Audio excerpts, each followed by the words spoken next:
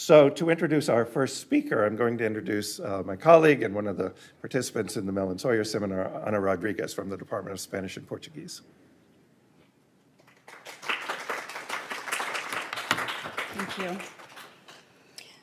All right, it's a pleasure and an honor to introduce today Lara Saguisag. Lara is an associate professor of English specializing in children's and young adult literature at the New York University, and she holds the NYU Stenhurst Georgiou Chair in Children's Literature.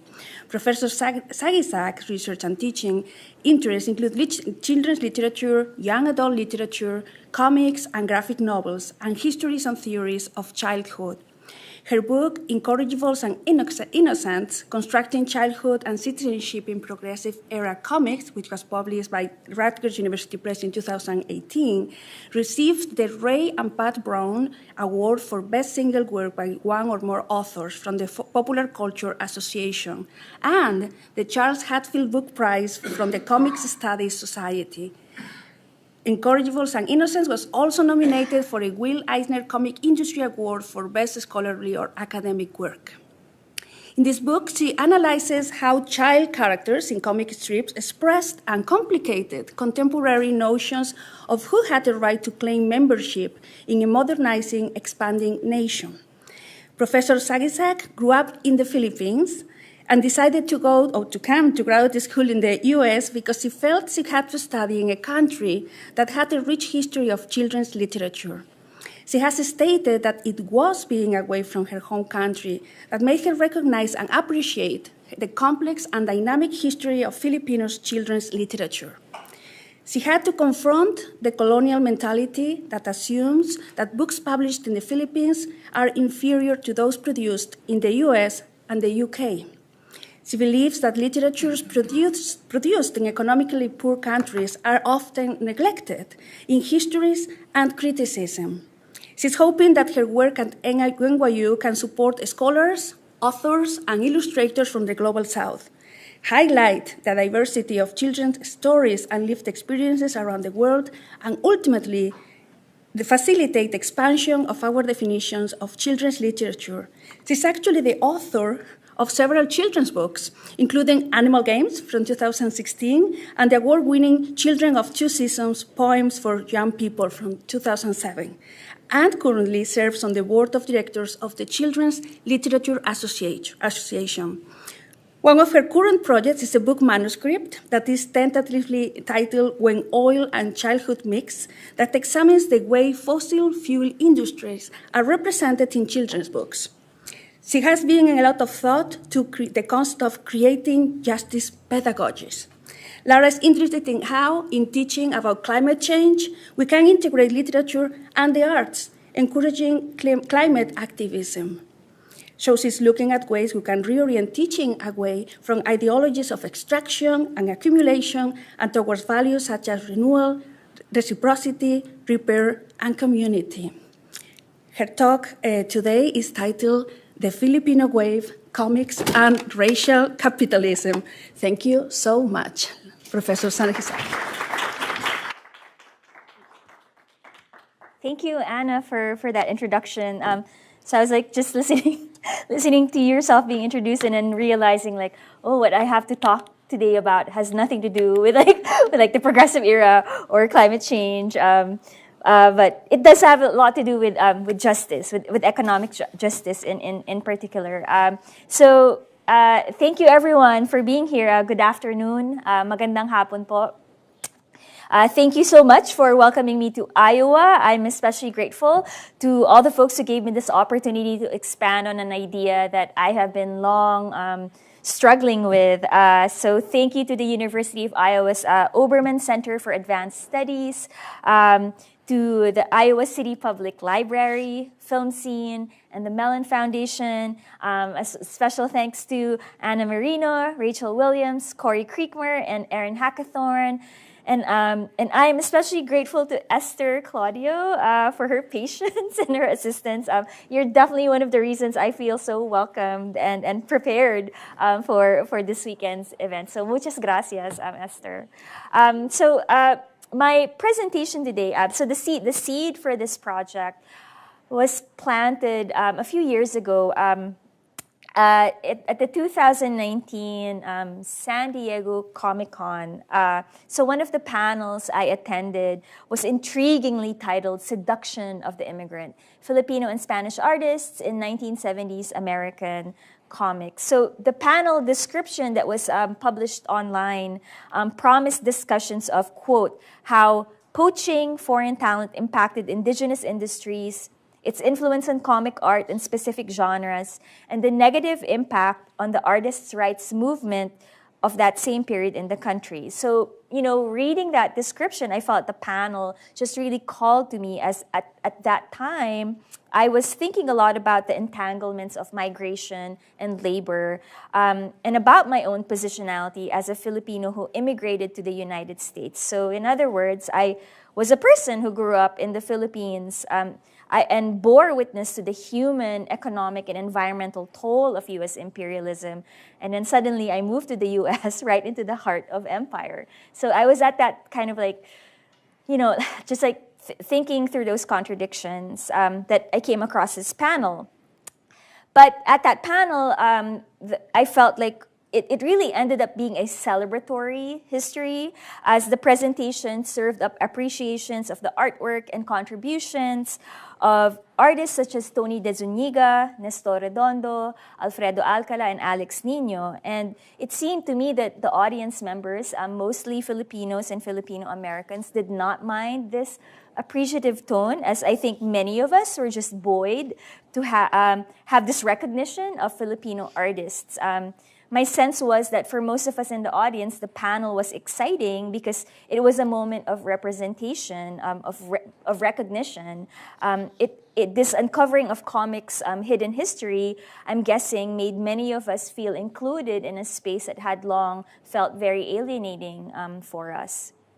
But still, I squirmed a little in my seat because, for one, it's a little discomforting to listen to three white men educate you on your own history, and realizing that they had more access to materials that were about you, like about your story. And I also felt a troubling incongruity, like what they held up as artistic contributions struck me as products of possibly exploited labor.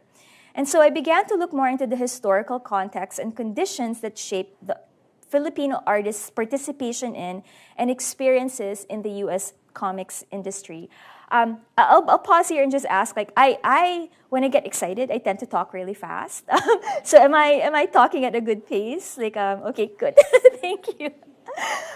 So my presentation today is, in a sense, a long-delayed response to that panel, or really an effort to fulfill that the promise of that panel to foreground issues of migration, labor, and comics artists' rights. And today I'll be focusing on Nestor Redondo as a case study, and I read his case by considering the racial, colonial, and capital dimensions of labor and migration. So, one of the key points of the narrative of U.S. exceptionalism is that the nation purportedly illustrates how capitalism is evolution away from a racist, coercive slave plantation system.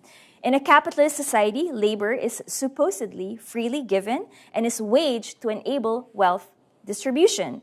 Now, I think just us listening to that, we know that that kind of narrative is a complete fabrication. Certainly, the notion of free labor was very much challenged by the COVID-19 pandemic and lockdowns. As Zofia Edwards documents, hundreds of thousands of Jamaicans, Puerto Ricans, Mexicans, South Africans, and other people from colonized and formerly colonized countries in the global periphery labored on farms across North America and Europe to keep food on the grocery shelves. And even before the pandemic, these workers were living in unsanitary, overcrowded, and unsafe conditions. In Whitney Pirtle's words, during slavery, Black humans were seen as valuable for the profits they made. They were devalued, dehumanized, disposable, but the enslaved were the quintessential, essential workers. They were essential for capital, but their lives were expendable.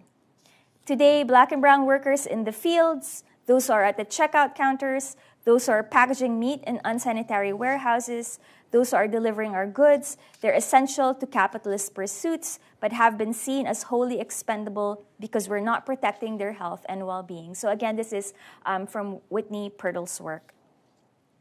So as such, the crisis faced by Black, brown, and migrant workers, a crisis exacerbated by the pandemic, illustrates the racial dimensions of capitalism. And actually this idea, right, of racial capitalism was initially pursued by South African Marxists in the 1970s. So they were pointing to how South Africa's economy flourished during apartheid, offering the nation as a unique case of a capitalist society that thrived not by moving away from racially stratified labor, but because of it. But in his 1983 book, Black Marxism, The Making of a Black Radical Tradition, Cedric Robinson insists that such racist stratification and exploitation of racialized labor and bodies was not unique to South Africa. And rather, he argues that these are phenomena that are present in all capitalist societies. So Robinson criticizes Marxism for eliding the racial component of capitalism. And he asserts that all capitalism, being dependent on enslavement, violence, imperialism, and genocide, is racial capitalism. So capitalism developed not away from racist ideologies, but became deeply intertwined with it.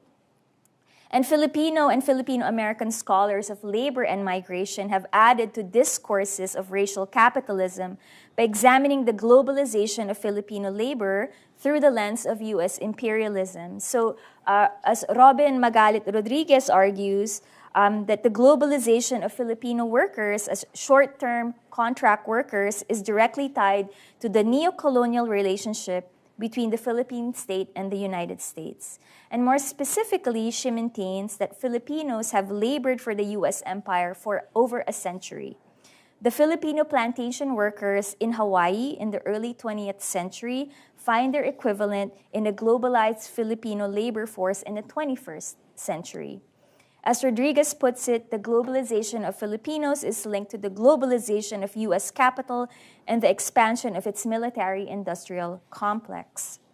And for her part, in her book, Empire of Care, Catherine Ceniza Choi builds on Rodriguez's points through her study of the histories and experiences of Filipino nurses who migrate abroad. So her study asks us to, quote, reevaluate our most cherished cultural associations and assumptions about nursing, in particular women's selfless and seemingly innate ability to care, as well as U.S. immigration, such as the inevitable assimilation of all immigrants, by acknowledging the complicated histories of nursing's role in U.S. colonialism and the racialization of Filipinos in the United States. So for one, Choi points to how often we celebrate the, quote, ability of nurses' highly skilled training to cross national and cultural borders, but what we often fail to acknowledge is that these professional migration flows are embedded in a global structure of power in which nurses from countries with comparatively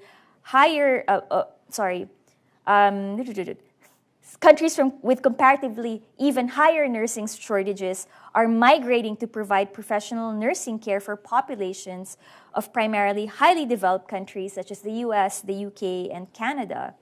So narratives of Filipino nurse migrants are often framed as nurses taking advantage of the global north rather than the other way around. Indeed, Choi documents how Filipino nurses are often exploited by both Philippine and American recruiters, as well as their U.S. employers, and how the lack of solidarity between Filipino and U.S. nurses speaks to racial hierarchies in the profession. So, what does this all have to do with comics? So by following the lead of Robinson, Rodriguez, and Choi, and many others, I wish to highlight how the entry of Filipinos in the U.S. comics industry was very much shaped by racial, colonial, and capitalist systems. And by focusing on Nestor Redondo as a case study, I submit that we can and should disrupt these celebratory narratives of Filipino artists making it in the U.S. comics industry. So Nestor Redondo was born in 1928 in Candon, a city in the Ilocos Sur province of the Philippines. As Manuel Awad tells it, young Redondo sought to follow in the footsteps of his older brother Virgilio, who had already been working as a comic book artist. Redondo's parents convinced him to pursue a career in architecture instead, but after a year at the Mapua Institute of Technology, he abandoned his studies and joined his brother to carve out a career in the burgeoning Philippine comics industry. Redondo went on to become one of the most prolific comic book artists in the Philippines, and in 1950, working alongside the writer Mars Ravelo, Redondo co-created what would become one of the Philippines' most popular enduring superheroes, Darna. And after his work in Darna for Filipino comics, Redondo went on to pencil and ink several bi-weekly series for various comic books, including Especial Comics, Hiwaga Comics, Filipino Comics, and Tagalog Classics, all of which were released by Ace Publications, which was, at the time, the nation's largest comic book publisher. But in the early 1960s, Ace Publications was permanently shut down, and there's scant information about why it ceased operation, but what's often told is that the company's office and production staff went on strike, demanding higher wages, and instead of meeting the workers' demands, the owner just decided to shut the company down. So the Redondo brothers, along with fellow Ace Publication artists Alfredo Alcala, Tony Caravana, Amado Castrillo, and Romeo Francisco, founded their own comics publishing company. So they drew from their initials, like CRAF, to name the company CRAF Publications. And through CRAF, Redondo and his peers were not only able to continue creating comics, but they were also able to create a studio space to mentor emerging cartoonists. Unfortunately, CRAF was hobbled by budgetary issues, and so the company folded in the late 1960s. But soon thereafter, Redondo's work caught the attention of DC Comics. So as the story goes, Tony De Zuniga, a Filipino immigrant who had worked as a cartoonist for DC, was able to convince DC leadership to turn to the Philippines' deep pool of illustrating talent. So in December 1971, DC Vice President Joe Orlando and DC Editorial Director Carmine Infantino, accompanied by De Zuniga, traveled to Manila to meet with members of the Society of Philippine Illustrators and Cartoonists. In a 1996 interview with Gary Groth, Infantino describes how, quote, "We went out there and met all these wonderful artists." Now, it's worth noting that in the same breath, Infantino also feels compelled to offer a picture of Filipino cartoonists as having this kind of like innocent primitivity. Like he says, like, some of them came with no shoes, which does not make sense to me. Like, Filipinos wear shoes. And he was like, oh, some of them came with no shoes. It was really touching as hell to see all this, you know. So this comment suggests to me that he seems to see some sort of like miraculousness behind artists thriving in so-called backward conditions. So this meeting in Manila led to DC's hiring of some of Philippines' most prolific cartoonists, Redondo, along with Alfredo Alcala, Alex Nino, and Jerry Talawok, were the crest of the so-called wave of Filipino artists who entered the U.S. comic book industry. Many comic book fans and cartoonists in the Philippines and the U.S. often praise Redondo as a master of his craft, holding up his illustrations for Swamp Thing, Rima, the Jungle Girl, and the Bible as examples of his exemplary work. And in 1979, Redondo received the Inkpot Award at the San Diego Comic-Con in recognition of his contributions to U.S. comics. So I wish to look more closely at the circumstances that led to this purported wave of Filipino artists. So let's return to the year of Redondo's birth, 1928. 1928 marked the 30th year of the U.S. colonization of the Philippines, and 1928 also saw a peak of migration of Filipino laborers to Hawaii, which was then a U.S. territory. The U.S.-based Hawaiian Sugar Planters Association, or HSPA, actively recruited Filipinos from rural areas, especially in the Ilocos region, Redondo's birthplace, to work in the sugar plantations in Hawaii. Many Filipinos, facing limited opportunities at home, found appeal in the HSPA's promise of prosperity and these circulating success stories of sacadas, or Filipino sugar workers, who preceded them. And perhaps the Filipinos who eventually chose to travel to Hawaii did not learn of, or perhaps minimized, other kinds of stories of Filipinos being paid the lowest wage among various racial and ethnic groups that labored in the plantations, and of the HSPA deliberately recruiting Filipinos from low-income communities and who had limited or no formal education, as they were viewed as less likely to understand their rights. The HSPA initially believed that Filipinos, the U.S.'s little brown brothers, were inherently deferent and could thus be used to undermine increasingly defiant Japanese migrant workers. But the association soon learned that Filipino workers were far from docile. Despite severe anti-protest and anti-union laws, many Filipinos took part in union actions, protesting low wages, racial discrimination, and feudal conditions. The HSPA deployed tactics to undercut the labor movements in Hawaii. They infiltrated organizations, spread racist propaganda, and assaulted workers. They also segregated and sowed divisions between Japanese, Chinese, Portuguese, Korean, and Filipino workers, and also worked to divide Filipinos along ethno-linguistic lines. So when the Visayan Filipinos went on strike, the HSPA would hire Ilocano Filipinos as strikebreakers.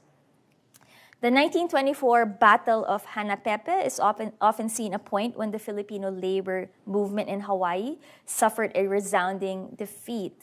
Filipino strikers in Hanapepe, Kauai, fought with police and the National Guard, and the result was a massacre. 16 workers were killed.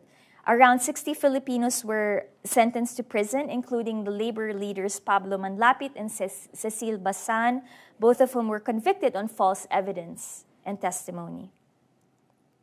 In retelling all this, I follow Rodriguez's cue that accounts of Filipino migrant labor must be consciously traced to its racial, colonial, and violent origins. This move necessarily complicates and recasts triumphant narratives of Filipino success abroad and coaxes us to take a closer look at the narrative of Filipino cartoonists who worked in the U.S. comic book industry in the 1970s and 80s. Overall, the work of these cartoonists remains severely understudied. Many comic book histories tend to ignore or gloss over their contributions, and some comics fans, scholars, artists, and writers both in the Philippines and the US have worked to address this neglect. But it is worth noting how these attempts to reinscribe Filipino artists in comic book histories highlight the achievements of a handful of artists, leaving unacknowledged that in the 70s and 80s, over 100 cartoonists from the Philippines worked for DC, Marvel, and other US comics publishers. Moreover, these narratives tend to be shaped by themes of opportunity, success, and exceptional talent, in effect, leaving unexamined the circumstances that shape the careers of these artists. So, for example, a fact that is often glossed over is that Redondo and his peers broke into the U.S. comics industry at a time when DC Comics artists were attempting to unionize. According to some accounts, DC management hired Filipinos in response to the news that U.S. artists were planning to go on strike. So Infantino, in his interview with Groth, admits to as much. So he says, I understood that some of the boys, and it's interesting that he uses the word boys to talk about full-grown men who were unionizing, right? So I understood that some of the boys were going to start some kind of union, and they were going to pick DC first. They were going to break our back. So this one, so he was working to Tony De Zuniga. Then De Zuniga said, there's a group of talented guys in the Philippines you can get. I said, well, we better get somebody because if this thing happens, we're dead. And as he puts it, the hiring of Filipino artists was a way for him to, quote, quietly go out and get myself covered. For his part, De Zuniga, this is Carmine Infantino, here's Tony De Zuniga. So for his part, De Zuniga, in an interview with Sean Clancy, describes his role in recruiting fellow Filipinos. So he relates that At the time, DC was reprinting a lot of material, republishing old work, and turning them into new format books. So I was telling them, why do this? Why are you publishing it again? And they told me, well, we don't have any budget for new material. American artists want so much per page, and we could only afford $11 a page. And I said, I know where you can get artwork for that price, the Philippines. So it was my suggestion. Carmine, Joe, and I flew down there for 3 days. They were very impressed, and that was the start. And DC was paying those kinds of low page rates.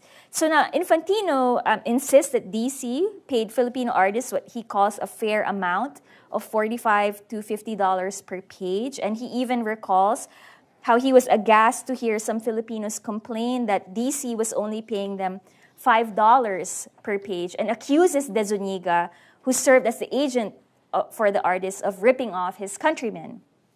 And I think there is a lot to unpack in both Infantino's and De Zuniga's accounts, and I do want to take some caution here in interpreting their interviews. So for one, Infantino's conversation with Groth is, I felt, full of hyperbole and not a small amount of bluster.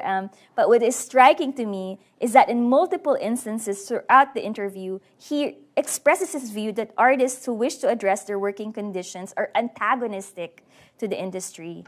Now, Infantino notably was himself an artist who was then promoted to DC management, but his actions as part of management have been very anti-union. So, for example, in 1969, he, along with Neil Adams and Marvel president Stan Lee, established the Academy of Comic Book Arts. Now, for Adams envisioned the Academy as a collective for pushing for creator rights, royalties, pensions, and higher page rates. But Infantino and Lee disagreed with that direction, as I think Lee especially envisioned that the organization would be kind of like the equivalent of the Academy of Motion Picture Arts and Sciences, where it's kind of like glamorous and glitzy. And so both Lee and Infantino decided to leave that organization. And what's interesting to me also in that interview is that while Infantino implies that De Zuniga was exploiting other Filipino artists, he never, acknowledges that he had his own role in exploiting comic book labor. De Zuniga's recollection is also worth looking at closely because he inadvertently reveals the reasons that the reasons for U.S. artists' discontentment with the industry. So publishers were saving money by reprinting previously published comic book narratives without compensating the artists.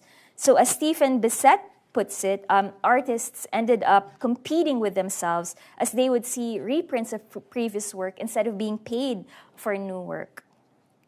So what is also of interest to me is that both Infantino and De Zuniga position Filipino artists as cheaper replacements for a disgruntled U.S. workforce.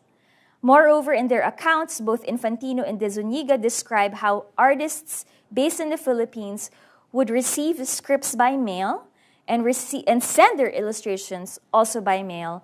Now, while a few artists like Redondo eventually migrated to the U.S., the system that Infantino and De Zuniga described should dispel the image of Filipino artists coming to the shores of the U.S. to make waves in the comic book industry. Because the fact is, DC was outsourcing labor. Filipino artists were also often assigned scripts in the genre of mystery, horror, jungle adventure stories, and literary adaptations. These stories did not share the same status as superhero narratives, which were then the bread and butter of the comic book industry. So the picture that emerges here is that Filipino artists were placed low in the comic book industry hierarchy.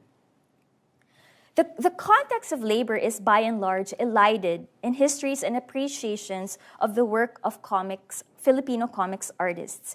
And the few attempts to examine such contexts also seem to minimize or excuse this exploitation. So for example, comic book historians acknowledges, comic book historians were also the organizers of the panel, the 2019 panel that I referenced earlier. So they acknowledge that DC did outsource labor, but it frames it as possibly, so quote, was it like a practice of fiduciary responsibility or a healthy sign of globalism? Who knows? At least we got to see beautiful Filipino comic art. In a 2004 special issue of Comic Book Artist that commemorates the contributions of Filipino comics creators, so finally the Filipinos, it declares, a vital essay by David A. Roach appears. So in it, Roach identifies dozens of Filipino artists whose names have slipped into obscurity. Roach also dares to ask the question, were Filipinos mere cheap labor or a safeguard against a possible militant guild? But then he immediately redirects his query, and he says, alternatively, were Filipinos rather a supremely talented and quick band of artists who would bring something new to an increasingly diverse comic scene? So we see in both comic book historians and comic book artists this hesitation to pursue the question of exploitation. In picturing Filipinos as uniquely talented artists who invigorated U.S. comics, these observations sidestep the point that a diversifying industry does not always mean an equitable industry. The hiring of Filipinos in the 70s and 80s did not also necessarily translate into a radical transformation of the demographics of the industry. As Sasha Bassett documents in 2019, white workers, represented by the bar on the very top, still dominate the industry. Such moves to highlight individual success and artistry in the U.S. comic book industry over themes of economic conditions is in line with Jean-Paul Gabillet's observation that comics researchers who strive to recover lost histories of comics are often not invested in tracing the history of labor and collective action in the comic book industry. Gabillet also suggests that in the professional universe of the comic book, there is paltry tradition of collective action, which is itself indicative of the subordinate position of comic books in the cultural hierarchy. Now, I do want to note here that comics fans, historians, and researchers are not entirely silent on the matter of labor. So many recollections of Neil Adams, for example, often highlight his very dynamic role in fighting for creators' rights and higher wages. A 2019 issue of Comics Journal was themed Labor and Economics. And I also wish to call attention to the research of Sasha Bassett, Stephanie Cook, and Benjamin Wu on comics labor. And there has also been this incredibly notable labor development this year that perhaps many of you are already familiar with. So during the COVID-19 lockdown, the workers at Image Comics organized. And in 2022, their union, Comic Book Workers United, won their election to make Image Comics the first unionized comic book publisher in the United States.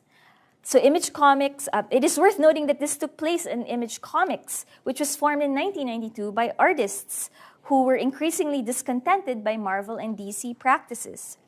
However, the CBW is a union for the production staff of Image Comics, and a similar unionization effort for writers and artists has yet to be realized. Comics writer Patrick Kindlon describes the comic book industry in the 21st century as, quote, an industry where nobody knows how many people are employed in, with a high percentage of freelancers willing to cut each other's throats, that has trained its workers to struggle for 10 years before being able to make even a modest salary. So the industry also operates on a work-for-hire model that makes it difficult for creators to maintain rights to their work. Now, given these conditions, Benjamin Wu poses this thought-provoking question. So the comics field continues to attract people who want to break into the industry. So how are then we supposed to explain the seeming disconnect between the prima facie injustice of work in comics and the passion and enthusiasm with which it is pursued? So in his survey of comic book professionals, Wu finds that comics creators who consider themselves ardent fans who have been given this privilege to work in a medium that they love tend to blur the boundaries between labor and leisure. Wu argues that such de-differentiation risks self-exploitation. The conceptualization of comic book artists as passionate, uniquely talented individuals who find fulfillment in their work and whose hard work and keen sense of craft are rewarded with critical and commercial success finds expression in the narratives about Redondo. He is commemorated as a gifted, determined artist who pursued his dream of comics creation and ended up being plucked from obscurity by a major U.S. publisher. It is a narrative that fits the template of the U.S. success story that celebrates exceptionalism and individualism. It is a story that appears to prove how immigrants can escape anonymity and reap rewards for their talent and hard work in the New World. And I suspect among Filipino and Filipino Americans, there's another dimension to this success story that speaks to our colonial mentality. Filipinos in the homeland and the diaspora are encouraged to look at Redondo as an embodiment of a national ideal of becoming a so-called world-class Filipino, a Filipino who transcends the alleged provinciality of the archipelago to become celebrated in the global, read here, Western, right, the global stage. Redondo's apparent trajectory matches the narratives of success about Lea Salonga, who was quote-unquote discovered by Cameron McIntosh to become an award-winning star on West End and Broadway, of Manny Pacquiao, who fought his way out of rural poverty into international boxing rings, winning titles across multiple divisions to become a multimillionaire and one of the world's most renowned pugilists, and of Laniel Francis Yu, the Filipino comics artist based in Manila who illustrates for Marvel and is perhaps most well known for being the co-creator of the first Filipino superhero to appear in a major U.S. comics publication. And the name of this superhero, Wave.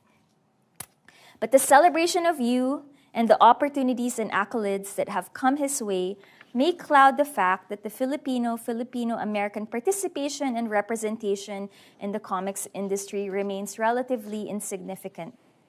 And I'm also curious about what Yu's case might mean for freelance comic book workers who are trying to organize for rights and higher wages. How does one organize when a workforce is potentially scattered around the globe? And when what is a paltry salary in the US might mean wealth for a worker in the global South? What models of transnational solidarity can comic book workers turn to? So in the next phase of this project, I hope to closely examine how illustrations by Redondo, Alcala, Yu, and others were shaped by, responded to, reproduced, and or contested contemporary notions of race, migration, and colonial imperial structures. As I continue to unpack the discourses surrounding Filipinos' participation in the U.S. comic book industry, I hope to gain a better understanding of how Filipino comic book workers understood their conditions, as expressed in their art, writing, and interviews. So, for example, in interviews with Alex Nino and Laniel Francis Yu in interviews that they've given, we see tendencies among Filipino artists to express excitement and gratitude for being able to work in an industry that do not have a lot of Black and brown and immigrant workers. And I completely empathize with such sentiment, but such sentiment may also impede efforts to combat exploitation in the industry. And what do we make of this self-portrait by Nestor Redondo? Is he here suggesting contentment with his conditions as a working artist? And what of the Filipino comics artists in the homeland who are making waves via the independent comics scene? How is independent comics responding to the mainstream U.S. comics industry? Is it providing the alternative space for interrogating, confronting, and dismantling racial, colonial, and capitalist fictions and structures? As I continue to think about and research these issues and narratives, I do wish to point to the challenges of pursuing this research and accessing material on Filipino artists in both physical and digital archives. And these challenges testify to how comics have been historically viewed as disposable, trivial, low art, and also speak to how collective and institutional memories about comics tend to bury the histories and works of Filipino artists. So the primary sources, and what I mean by primary sources here are like the interviews. So actually the interviews that I found were very few and far between, and I rely heavily on them, and very few of them address issues of labor, and very few are interviews with the Filipino creators themselves. But I submit that the very scantness of information is expressive of injustice in the industry, revealing what and who is valued and not valued.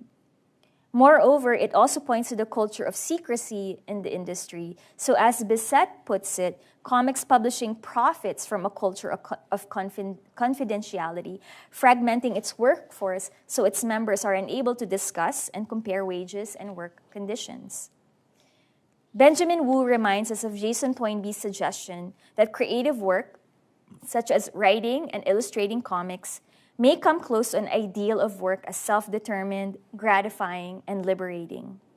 But Wu also forcefully argues that creatives also have to acknowledge that we, quote, we live and work under conditions of unfreedom. And if a price is to be put on our labor power, then we ought to negotiate that price with eyes wide open. So I wish to take my cue from Wu by necessarily layering appreciations of Filipino comic book artists with recognition that their works are created under racial, colonial, and capitalist systems. Thank you very much.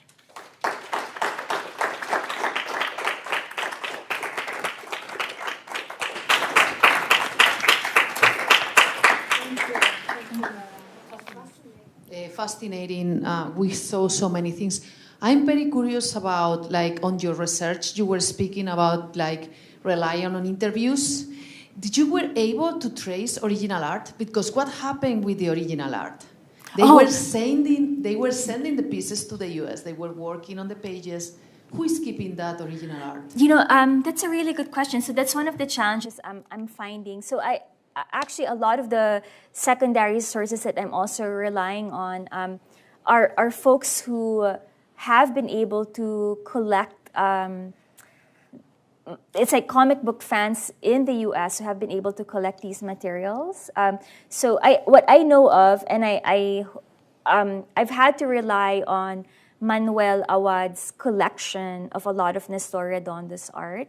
And I'm still struggling to find the work of other Filipino artists, like especially the original art that they've created. Exactly, because they keep it. You know, the company keep it. They never give back. Yeah. In that times, they were never recognizing the work in that matter. So there was a double, a pushment, because it's not just that they pay them low budgets. They also got the original art. Yeah. So that beautiful pieces, that pages that they did with such a big love and energy are somewhere lost or somewhere in hiding collections because, they were sold in secondary, Yeah. So I've had the good fortune of, again, like somebody had republished some of Redondo's original art. Well, I guess like more, they actually now that you mention it, some of them actually appear to be more like his like pencil sketches, So I'm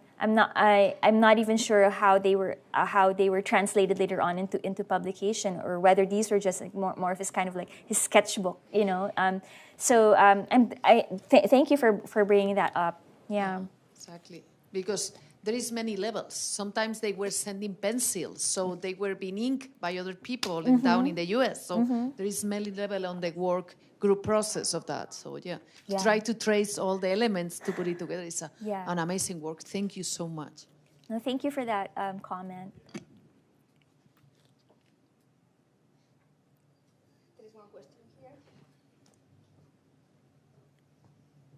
Yeah, I think because we're trying to capture it on live stream and recording, I think that's why the request, right, to speak on the mic. Yeah. Thank you for the talk. It really was amazing to hear all your thoughts on the racialization of labor here, and especially near the end, you started to talk about the abstraction of the labor of art away from an understanding as work towards leisure and play. And I feel like comic book industries and a lot of artistic industries are sort of predicated upon this understanding that is really engendered onto the laborers, that what they are doing is play. Is that something that you found as you like search through these archives, that I'm interested in how this deal, which, you know, we can maybe see it as a raw deal, we can see it maybe as an amazing opportunity, and that space in between is kind of where these deals get made. Is there any information on how these deals were sold to the artists in the Philippines to get their art, get their labor extracted out of the Philippines and into the American comic space? Thank you for that question. And I really feel like you said it better than I did. So I really appreciate your comment and question. And I'm actually struggling to find evidence of that in the archive. So actually, my goal is to eventually. So I definitely am very heavily dependent on the work of folks like Benjamin Wu and Sasha Bassett, who have been doing these like qualitative work, or I think in Sasha's case it has been quantitative work to kind of like capture a picture of like the comic book workforce, right? But I am interested in, again, specifically thinking about Filipino and Filipino-American experiences. So because I am struggling to kind of like find material, like kind of like evidence produced by the artists of the 70s and 80s. Like the closest I came to was trying to interview like the family of Redondo, but that suddenly unfortunately fell through. Maybe they're watching this live stream, and maybe I can get an interview. But I was thinking that a possible next step for me is to actually interview folks like you right now, you know, because I feel like they might be able to speak to current conditions. So there are a lot of Filipinos who are based in comics artists, are based in the Philippines, who are currently working for, well, not a lot, but like a number of them who are currently working for the U.S. publishing industry or have worked in the past. So I really am hoping to interview them, but it's often hard, again, because of like kind of this kind of like the secrecy that surrounds it. Like, you know, there are certain things that I worry about, like I might not be able to ask. Like I can't ask them, so how much are you going to get paid for? Because it also might risk their, I also don't want them to risk their careers by speaking to me. So it's kind of like a dance that I'm doing right now. So I hope that answered your question. I guess, to be short, it's like it's been a struggle to find evidence for multiple reasons. But I guess like in this profession, right, we need to become creative with the sources that we are able to acquire, and I'm hoping that it would be enough at least to offer like if not a complete answer, kind of like a provocation, right, like for us to kind of foreground these issues of labor in the comics book industry, and especially when that labor is like, you know, from the global south, originating from the global south. Thank you. Yeah, thank you.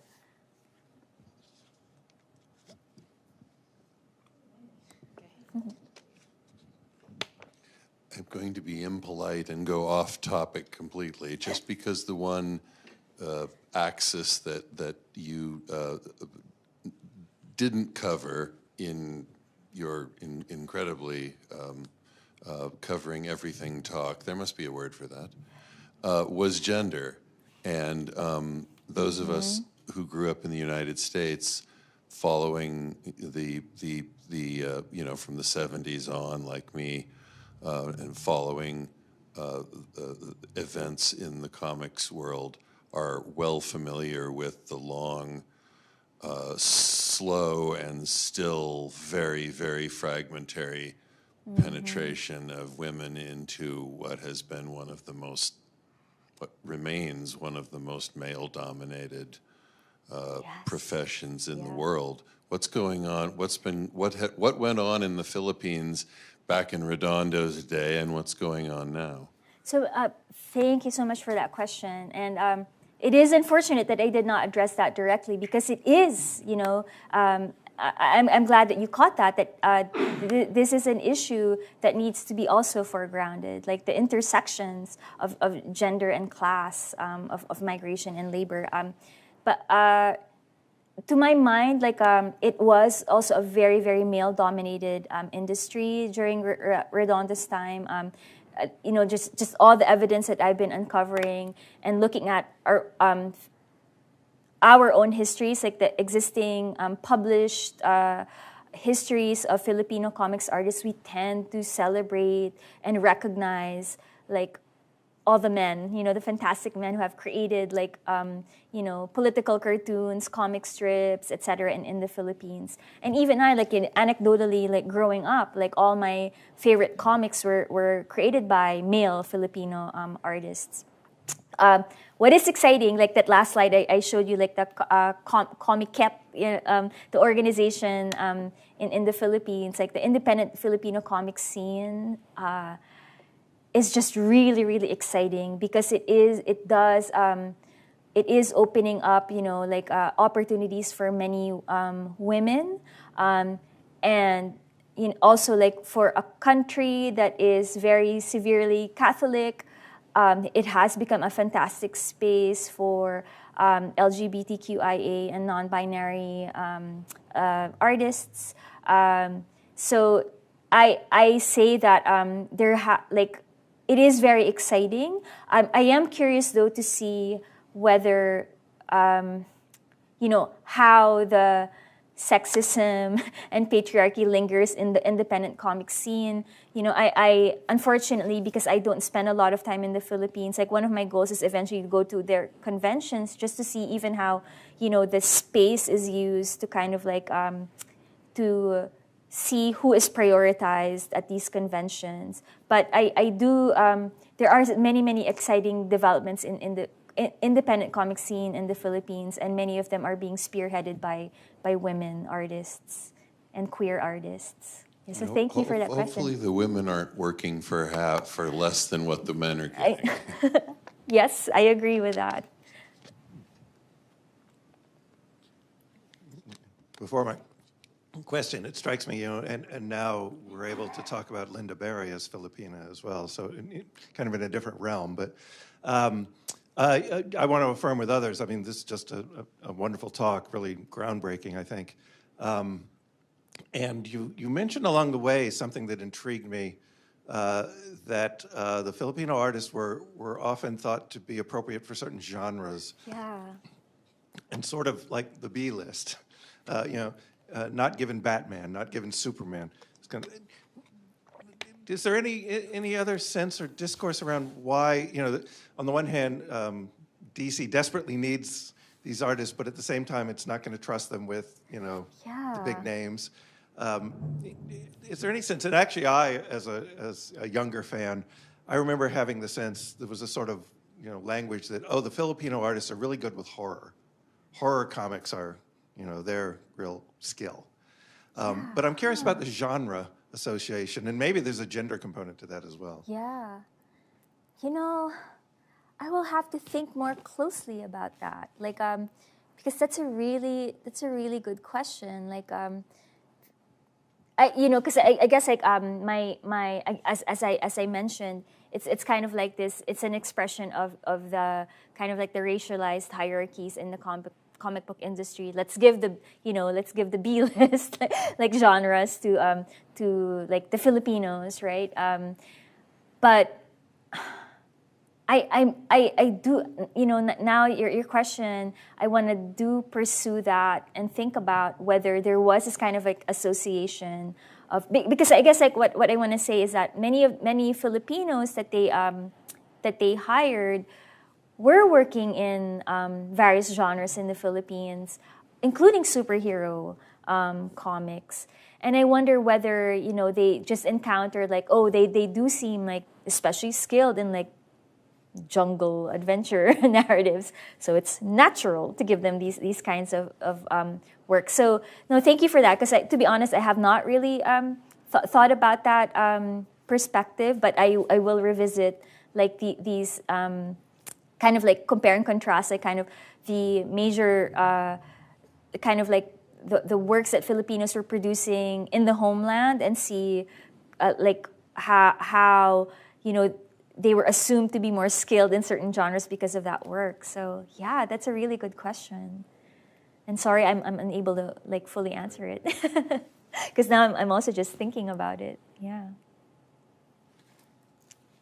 Any more questions, comments? Yeah, kind of building on what Corey was saying.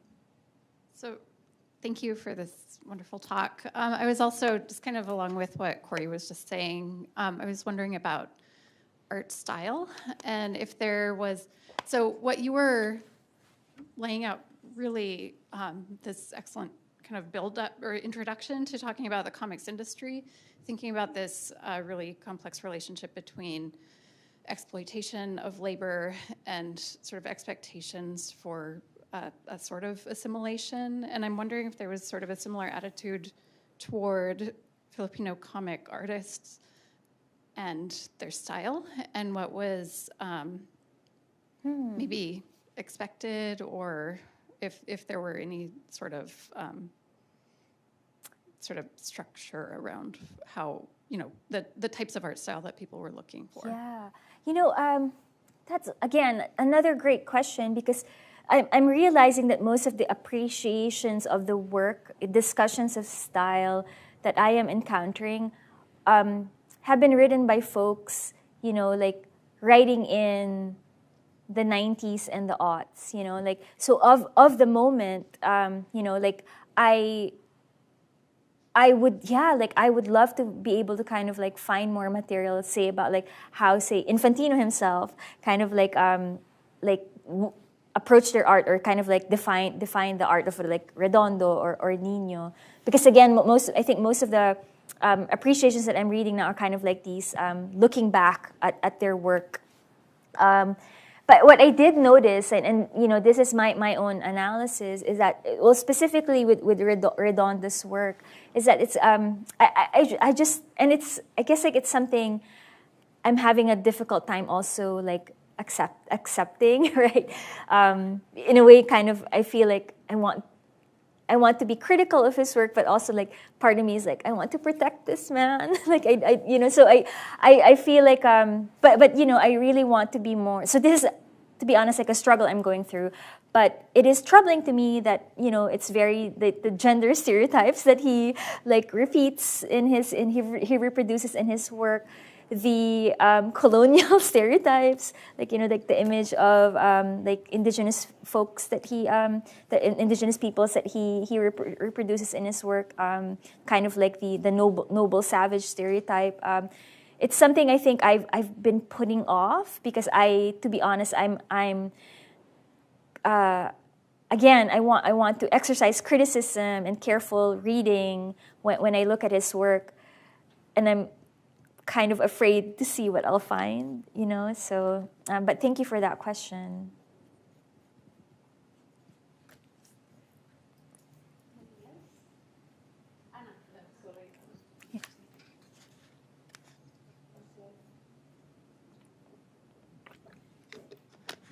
Exactly. So it's what you said. I'm like very, very, very like engaged with all the research you are doing, because I think it's fascinating. And I think there is the complexity of analyzing male figures of talented men who try to make their life through the American dream in some way. So yes, you will find this kind of contradiction of the capitalists and how they were reproducing power in some ways. And you think, oh, Néstor Redondo, with his huge talented, he was thinking on how to make it even in America, even thinking was a good deal because they were not having, any opportunities. So seeing that. So there is a lot of contradictions in the reading you are doing, because you are confronting many issues of ethics and what was happening, and also a human trying to find ways and not a little bit of picaresque, because you will see all these conflicts of taking advantage one of each other, things like that. But it's fascinating. And what you envision, this is a book, a future book. Where is this going? Because you have a lot of material that maybe in some moment DC Comic can open you the archives and give you more. Who knows? Who knows? Maybe it's time to redemption, you know what I mean? And say the truth.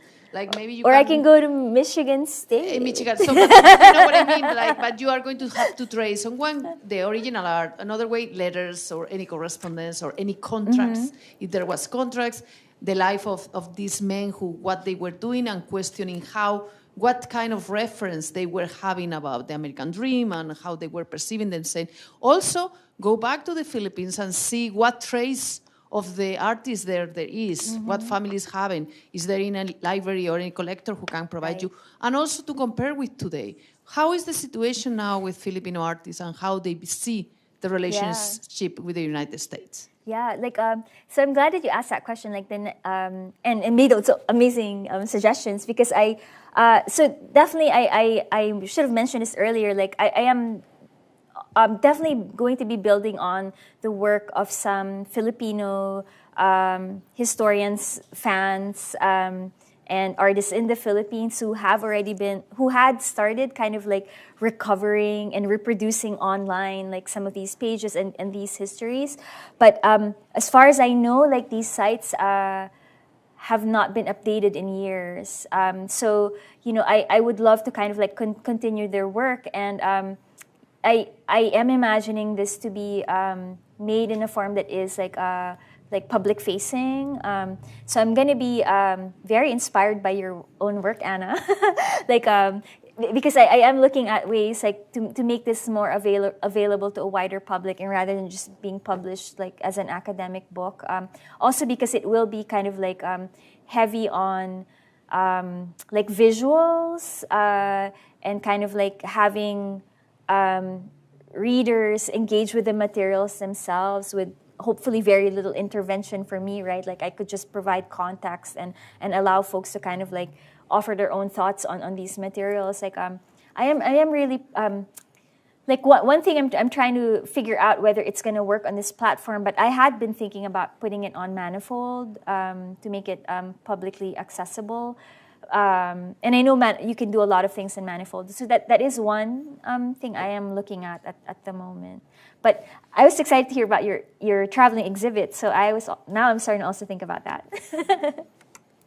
Thank you. I think we are out of time now, but please allow me to thank again Professor Saguisag. It has been amazing talk. As you can see, there is a lot of inspiration that you brought to us, and thank you also to the audience, this great audience, for being here on such a I don't know how to define this day, but this day, and for your great participation. Thank you so much, and please let's give Professor Saguisag another applause. Maraming salamat. Thank you.